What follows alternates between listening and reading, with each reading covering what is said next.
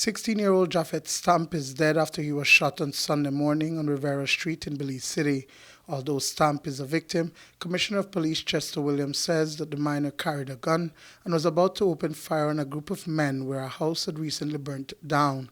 Realizing what was about to take place, someone from that residence pulled out a firearm and fatally shot Stamp. Stamp ran a couple properties down, but collapsed and died on the pavement. Sadly, yes, what investigation is showing is that the teen was going to carry out a shooting, and it so happened that those he was going after got the upper hand, and he was killed. An investigation has revealed that Stamp, a resident of the Jane Usher Boulevard area, did not enter the Rivero Street area alone. Soon after he collapsed, his accomplice would run up to his body and retrieve the gun which was used to attack 43-year-old Duane Matura on Forbes Road. Matura was walking out of his yard when he came face to face with the gunman.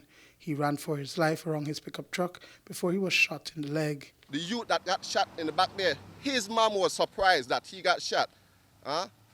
My cousin, he was right here. He had his crab that he was going to catch yesterday, and he had coconut oil to make yesterday. But because of he just coming from right out his yard, he never even reached to the street. And the guy just attacked him for no apparent reason. I understand that the gunman chased him. Yes, wrong. His vehicle, he was running for his life. No, he got shot in his foot as a hard-working man with a family. No, he's down. He employs people.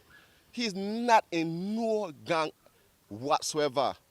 But because of society and the surrounding and things that are happening, it has a ripple effect. Most parents are standing down and not saying anything. Everybody in this neighborhood knows everybody. The intention clearly was to kill that individual. Luckily, the gun snapped, and so the individual was not killed. But it goes to show the nature and the viciousness of these young people, and as a department, we're addressing that. Let me say that the guy, Matura, who was shot, he's not a member. He was innocently targeted. So it seems like after they were not able to get the person that they wanted, they just came into this yard and shoot somebody, trying to send a statement. Thank God it did not materialize the way they wanted to. The young man is in hospital, he's recovering, and we hope for a speedy and full recovery for him. 18-year-old Trevor Thompson was killed on Forbes Road, not far from Rivero Street, almost a month ago.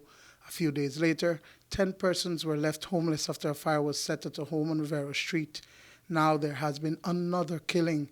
Compal Chester Williams says that the violence in the area is due to gang rivalry. While we're seeing that many of the old heads who we have been targeting as gang members are holding it down, per se, we do have a generation of some vicious youths, and these youths are the problem for us now. It is difficult even for the older heads to be able to control them because they want to do their own thing.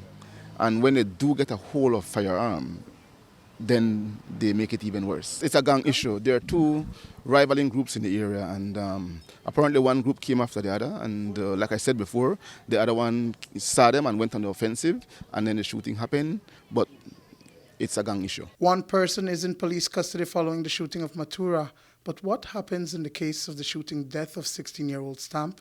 Is the case being treated as a murder or self-defense? The suspect is in custody, and we're hoping that hopefully by today or tomorrow we should be able to lay charges against the person who is responsible for the shooting over the weekend. It could be considered self-defense if those persons would come forward and give their account to the police. But we understand the world we live in. They may not want to do that. And so we're waiting to see if that is going to happen. If they don't give their account of what transpired, then we will proceed with murder charges as we normally do. And if it was self-defense but their gun was unlicensed, what happens then? The law do have a provision for that if you act in self-defense with an unlicensed firearm, the DPP have the authority in law for you not to be charged for unlicensed firearm. Duane, Moody for News 5.